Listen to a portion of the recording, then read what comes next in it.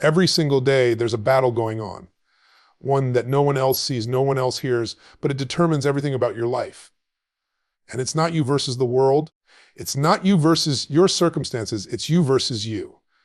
The person you are right now versus the person you're capable of becoming. And let me tell you something, the toughest opponent you'll ever face is the one looking back at you in the mirror. The question is, are you ready to win that fight? Let me tell you something powerful. Before you can ever step into your highest potential, before you can create the life you were designed to live, you've got to face the real opponent that's been standing in your way all along. And it's not the economy, it's not the lack of opportunity, it's not your family, it's not your boss, it's not even the people who doubted you. The greatest enemy you will ever face is the one who lives inside your own head. That voice that tells you, you're not enough. That whispers, you can't do it. That convinces you to settle when you were born to soar. That voice has robbed more dreams, more possibilities, more destinies than anything in the outside world ever could. Think about it. How many times have you wanted something, really wanted it, only to talk yourself out of it before you even took the first step? You didn't fail because someone else stopped you. You failed because that inner enemy got louder than your belief. You failed because you listened to the voice of fear instead of the voice of possibility. That's the war. That's the battle. And until you learn to recognize it for what it is, you'll keep thinking life is against you when in reality, it's you versus you. And here's the truth. You can't conquer what you won't confront. You've got to be honest enough to admit the ways you've been sabotaging yourself. Maybe it's procrastination. Maybe it's making excuses. Maybe it's saying you'll start tomorrow, but tomorrow never comes. Maybe it's playing small because deep down you're afraid of what will happen if you actually step into your full power. We all do it in some way. But the moment you call it out, the moment you shine a light on it, that inner enemy starts to lose its grip. You see, every time you catch yourself saying, I can't, you've got a choice. You can surrender to that thought, or you can ask yourself, who says? Who decided I can't? Because the truth is, most of those limits were planted in you years ago. By society, by other people, sometimes even by the younger version of yourself who didn't know better. But just because a seed of doubt was planted doesn't mean you have to water it. You can choose to starve that voice and feed the one that says, yes, I can. Yes, I will. Let me give you an example. There are people who grew up with nothing. No money, no connections, no privilege, and still created extraordinary lives. How? Because they recognized the real enemy wasn't poverty, wasn't circumstance, wasn't the environment. It was the belief that they had to stay there.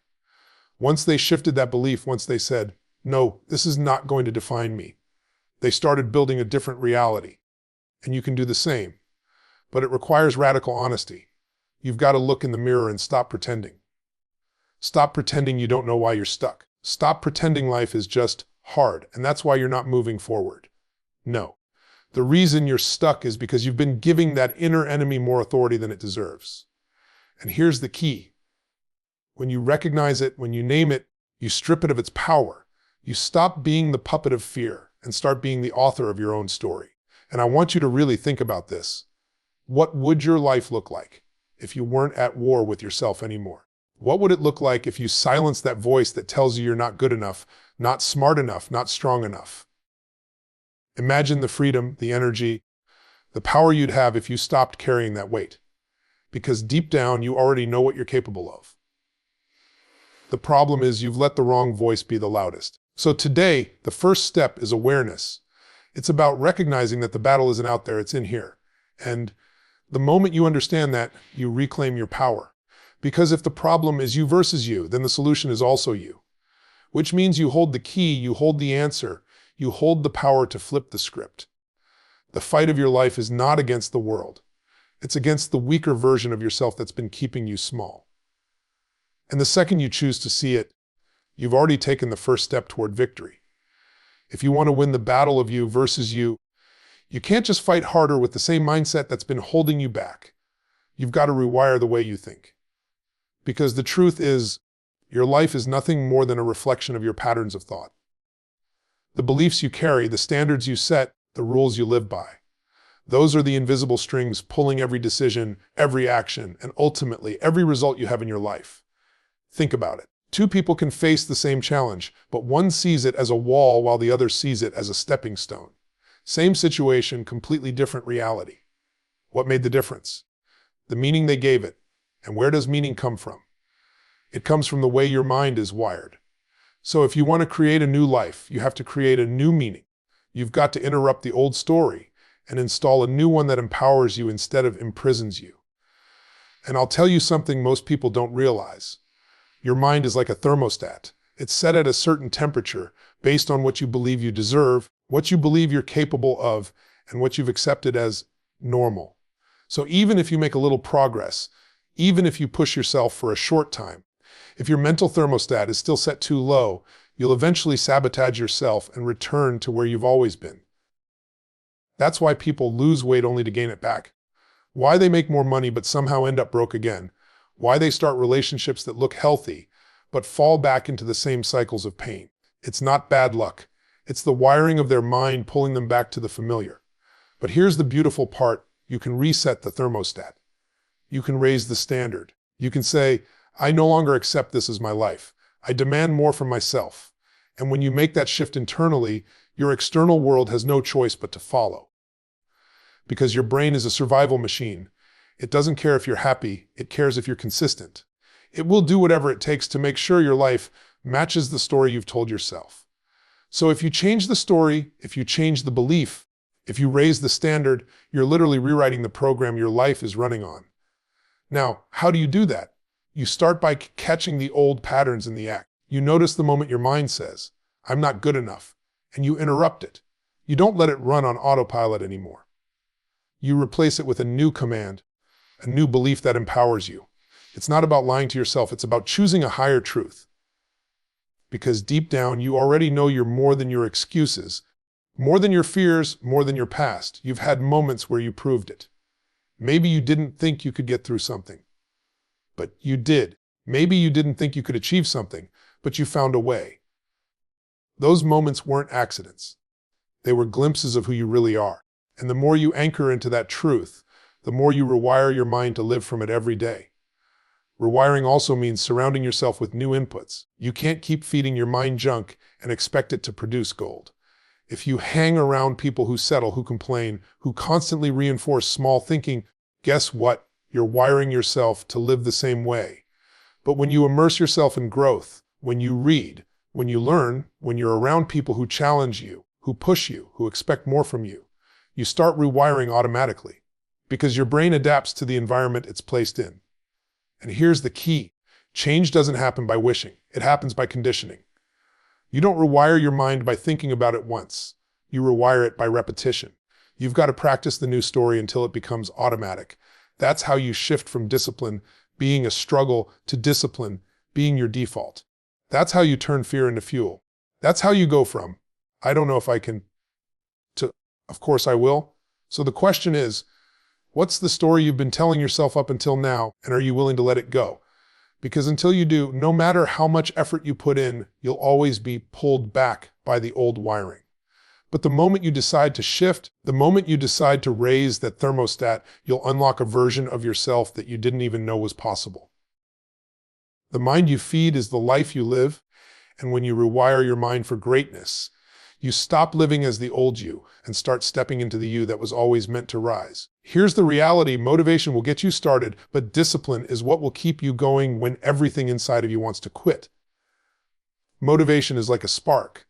It burns bright, it feels exciting, it gets your heart pumping, but if that's all you rely on, you'll burn out the moment life throws resistance your way. Discipline, on the other hand, is the firewood. It's steady, it's consistent, it's the thing that keeps the fire alive long after the initial excitement has faded. And if you're going to win the battle of you versus you, you've got to stop waiting for motivation to save you and start building the muscle of discipline. Think about how often people rely on motivation. They say, I'll work out when I feel like it. I'll eat better when I'm in the right mood. I'll start that project when I'm inspired. But what happens on the days you wake up tired? What happens when the mood doesn't come? If you wait for motivation, you'll spend half your life waiting, not doing. Discipline doesn't care about how you feel in the moment. Discipline says, I don't need to feel like it, I just do it because it's who I am. And that's where true freedom comes from. The ability to act not because you're in the mood, but because you've made a commitment to yourself that is non-negotiable. We've all had moments where motivation was strong. Maybe it was the start of a new year. Maybe you went to an event that lit a fire inside you. Maybe you just got sick of your old patterns and said, enough is enough. In that moment, you felt unstoppable. But let's be honest, what happened 2 weeks later? The gym that was exciting now feels like a chore. That business idea that made you feel alive suddenly feels overwhelming. That relationship you wanted to work on starts to feel inconvenient. Why? Because motivation faded. It always does. And if that's all you're depending on, you'll keep starting strong and quitting early over and over again. Discipline, though, is a different animal. Discipline is about identity. It's about saying, I am the kind of person who does what I say I'm going to do. Period. Discipline doesn't ask if you're tired, if you're in the mood, if you're scared, if you're ready. Discipline just executes. And when you start to live from that place, you stop being controlled by your emotions and start being guided by your standards. That's the game changer. Let me tell you, discipline isn't about punishment, it's about freedom. People think discipline is restrictive. It's not. It's liberating. When you have discipline, you don't have to wrestle with the same decisions every single day. You don't wake up and ask, should I work out today? No, it's already decided. You just do it. You don't wonder, should I push my business forward today? No, it's already in motion. You just execute. That kind of structure doesn't cage you. It frees up your energy to focus on growth, on creativity, on living. And here's the secret discipline compounds. The little choices, the small daily wins, the moments you show up even when you don't feel like it. They build momentum. They build confidence. They build proof. Every time you keep a promise to yourself, you're casting a vote for the person you want to become. And the more votes you cast, the stronger that identity becomes. Suddenly, discipline isn't hard anymore. It's just who you are.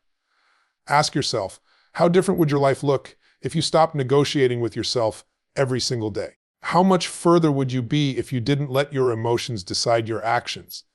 Because here's the truth, the person who beats you isn't stronger, isn't smarter, isn't luckier. They just have more discipline. They've built the muscle of consistency. They've trained themselves to do what others won't, and that's why they live the life others can't. So the battle of you versus you comes down to this. Are you willing to stop relying on fleeting motivation and start building unshakable discipline? Because if you are, there's nothing you can't achieve. Discipline is the bridge between who you are and who you're meant to be. And when you cross that bridge, the weaker version of you has no choice but to fall behind. Life is going to hand you pain. That's not a possibility. It's a guarantee. You're going to face setbacks.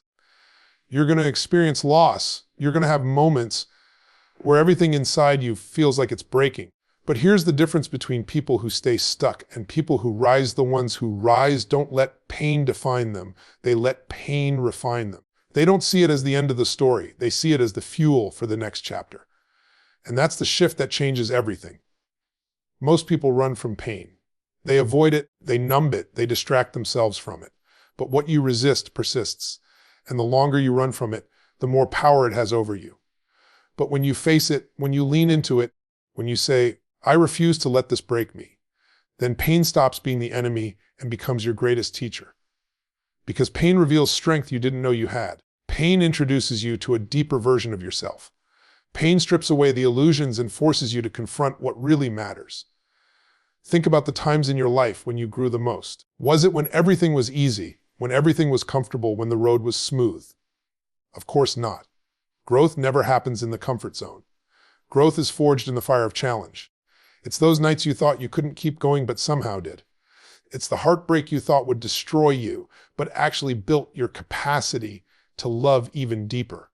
It's the failure that embarrassed you but forced you to get better, sharper, stronger. The pain you thought was breaking you was actually shaping you into someone more powerful. And here's the truth, every single one of us has a story of pain. Some of you have faced rejection, some have faced betrayal, some have faced financial devastation, some have faced health struggles. But your pain does not have to be the end of the road. It can be the beginning of a whole new path if you choose to see it differently. Because life doesn't happen to you, it happens for you. Even the hard moments, especially the hard moments. I've met people who went through unthinkable trauma, and instead of letting it crush them, they used it to fuel their mission to help others. I've met people who lost everything, And instead of living as victims, they use that rock bottom as the foundation to build something extraordinary. And I've also met people who went through less pain than that, but allowed it to become their permanent identity. The difference isn't what they went through. The difference is what they chose to do with it. And that's the question I want to ask you. Are you going to let your pain be your prison, or are you going to let it be your power? Because that choice belongs to you. Pain can be the thing that keeps you bitter, keeps you resentful, keeps you small. Or it can be the thing that lights a fire inside you so strong that nothing can stop you. But you've got to decide. Here's the key. You can't just intellectualize this. You've got to feel it. You've got to look at the hardest moments of your life and ask, what did this give me? What strength did I build because of this? Who did I become because I endured this? And when you find the answer, you take back control. Because no longer is that pain just something that happened to you. It's something that happened for you, something that equipped you, something that armed you for the fight ahead. And once you embrace that, once you stop hiding from pain and start using it, you become unstoppable. Because what can life throw at someone who knows how to take the hardest hits and turn them into fuel? Nothing. That kind of person is unbreakable.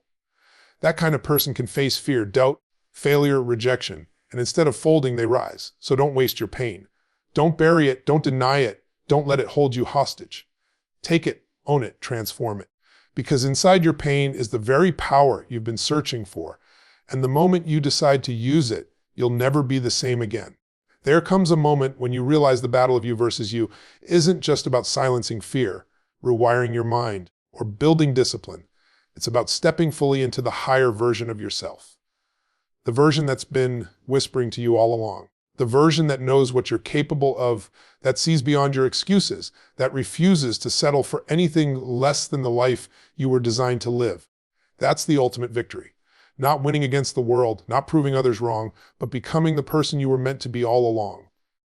Deep down, you already know there's a higher self inside you. You've felt it. It's that voice that calls you to more when you're about to give up. It's that vision you see of yourself when you imagine your best life, the one where you're healthy, fulfilled, confident, living with purpose. It's that spark of conviction when you think, I'm made for something greater. That's not a fantasy. That's who you are underneath all the fear, doubt, and old conditioning. And the fight of your life is simply closing the gap between who you've been and who you're destined to become. The problem is, most people never step into that higher self because they're too attached to the old one. They're addicted to their comfort zone, even if that comfort zone is filled with pain. They cling to familiar patterns, familiar excuses, familiar identities, even when those identities are destroying them. They say, this is just who I am. This is just how life is. But that's not truth, that's programming. And as long as you identify with the lower version of yourself, you'll keep living beneath your potential. But imagine what happens the moment you decide, I'm done living as the old me. I'm done being chained to fear. I'm done listening to the voice of limitation. I'm stepping into the higher self that was always waiting for me. That moment changes everything. Because once you raise your identity, your standards rise. Once your standards rise, your actions rise. And once your actions rise, your results rise. It all starts with identity, the version of you that you decide to live from. This isn't about pretending to be someone you're not. It's about shedding the layers of who you're not so you can finally reveal who you really are. The higher self is already within you. It's not something you have to invent, it's something you have to uncover. And the way you uncover it is by aligning your daily actions with that version of yourself. Ask yourself, if I was already living as my higher self, how would I show up today?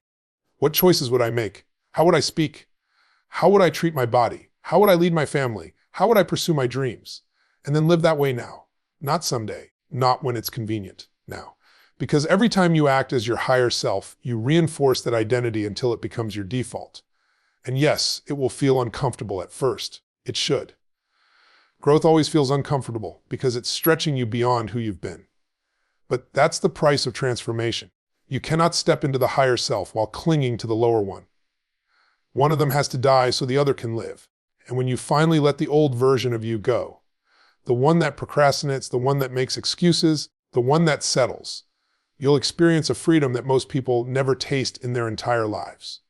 The beauty is, once you live from that higher place, life stops feeling like a constant battle it starts to feel like alignment. You stop sabotaging yourself. You stop doubting yourself. You stop resisting yourself. The war of you versus you becomes peace within yourself, because now the person you are and the person you're meant to be are one and the same. That's when fulfillment comes. That's when joy becomes natural. That's when you realize success isn't about acquiring more. It's about becoming more. And when you reach that point, you don't just change your life. You become a force that changes the lives of others. Because people can see it.